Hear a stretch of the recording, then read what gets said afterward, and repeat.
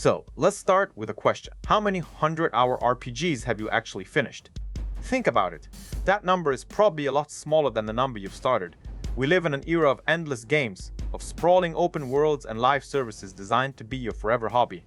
And while there's a beauty to that, there's also a quiet exhaustion. The backlog grows, the guilt mounts, and you start to wonder if you'll ever see the credits roll on anything again.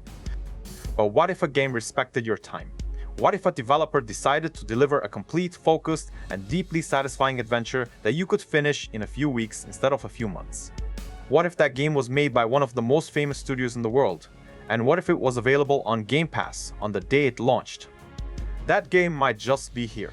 It's called Beast of Reincarnation, and it's promising to be all killer, no filler. Let's get the big picture out of the way first. Beast of Reincarnation is a brand new action RPG from Game Freak. Yes, that Game Freak, the studio that has defined the generation with Pokémon. But put away any thoughts of catching cute monsters. This is a starkly different beast. This is a dark, story-driven adventure set in a post-apocalyptic Japan, thousands of years in the future. It launches on August 4, 2026 for PlayStation 5, Xbox Series X and S, and PC. The core pitch, the thing that immediately caught my attention, is its scope. Multiple sources and previews have pointed to the campaign clocking in at around 30 to 40 hours. In an industry where bigger is better often leads to bloated maps and repetitive side quests, a 30-hour runtime for a full-price AAA-style production feels like a statement of intent. It suggests a game that has been edited, a story with a clear beginning, middle, and end, and a gameplay loop that doesn't need to be padded out for hundreds of hours to justify its existence. This isn't a sprawling open world. Previews describe the structure as more linear, with large, open-ended areas to clear rather than one seamless map. It's a design choice that screams focus. The goal isn't to get you lost, it's to guide you through a deliberate, handcrafted experience.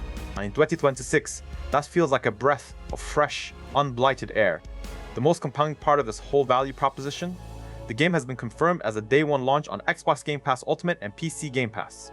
This single fact completely changes the conversation around the game's value. While it will be available for purchase, the ability for millions of subscribers to jump in at no extra cost is a game changer, removing the financial risk and leaving only one question: is it worth your time? So, what is the story that Beast of Reincarnation wants to tell in its focused 30 hours? The setting is Japan, in the year 4026. The world has been shattered and overgrown by a mysterious, corrupting force known only as the Blight. Humanity is on the brink of extinction, hiding from the monstrous threats that roam the land. You play as Emma, a young woman who is an outcast precisely because she is infected with the very blight everyone fears. This gives her unique abilities, but it also marks her as a pariah. She's joined by her faithful companion, a dog named Koo, and together they set out on a desperate journey to find and destroy the source of the corruption, the titular Beast of Reincarnation. The developers are calling it a one-person, one-dog action RPG, and that dynamic between Emma and Koo is the heart of the entire experience, both in its story and its gameplay. The narrative promises to be a profound and brutal one, exploring themes of loneliness, companionship, and a world where every character hides a secret.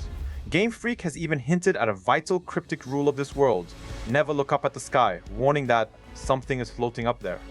It's a tantalizing piece of lore that suggests a deep, unsettling mystery at the core of this blighted land. However, early impressions have raised some minor concerns.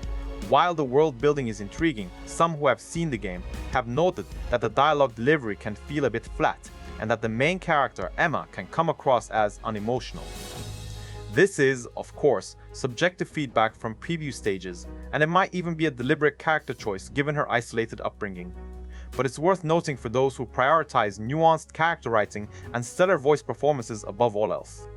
The true test will be seeing how Emma and Koo's bond develops across the full journey. This is where the all-killer, no-filler promise really needs to land. A 30-hour RPG lives or dies by its core gameplay loop, and Beast of Reincarnation is built around a fascinating and unique combat system. It's a hybrid, a fusion of real-time action and command-based strategy. Emma handles the real-time component. She wields a katana, and her gameplay is all about fast-paced attacks, dodges, and, most importantly, parries. The combat is described as demanding and technical, with a heavy emphasis on successfully parrying enemy attacks. This isn't a button masher. It's a system that rewards timing, precision, and reading your opponent. Successfully parrying an attack does more than just prevent damage, it earns you points, and those points are the resource you use to command your partner, Koo.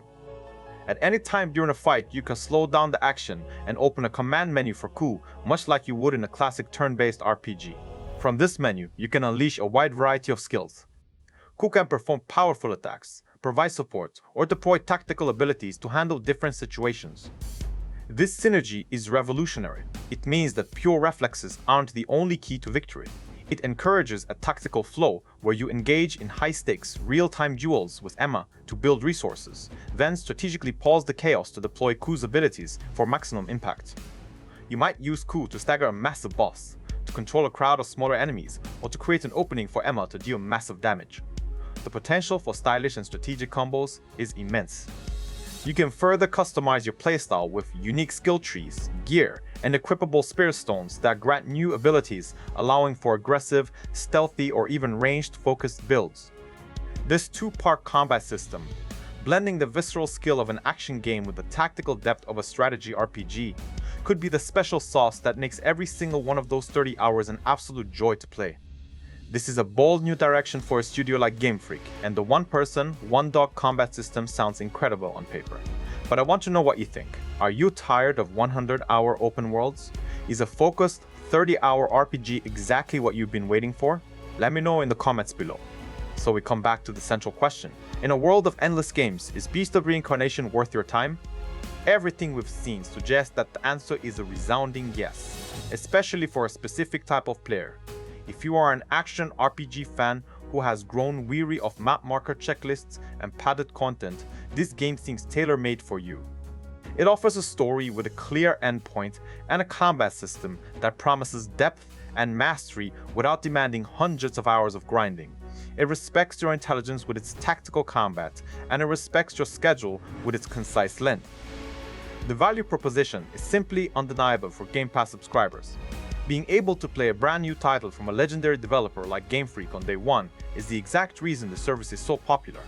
It turns the decision from a $60 gamble into a simple question of whether you want to dedicate a weekend or two to a cool new game. For those considering a full price purchase, the decision is a bit more nuanced. The standard edition is set to launch at $59.99, while a digital deluxe edition with cosmetic skins for Emma and Koo, an in-game currency pack, and other items will be available for $69.99. For that price, you're getting a tightly packed, high-quality, 30 to 40-hour adventure. If you value a focused, polished experience over sheer quantity of content, that is a perfectly reasonable trade. If you are someone who only plays linear, story-driven games and love technical, parry-heavy combat, then this is likely a must-play. Beast of Reincarnation feels like a direct response to the current state of the RPG genre. It's a confident declaration that a game doesn't need to be an endless void of content to be meaningful. It's a promise of a sharp, focused, and respectful experience. It's built on a fascinating combat system that blends speed and strategy, wrapped in a dark and mysterious world from a world-class studio. Whether it fully delivers on all its promises remains to be seen when it launches on August 4th. But in a landscape dominated by games that want to consume all of your time, Beast of Reincarnation stands out by promising to make the most of it. And that, more than anything, might be its greatest strength.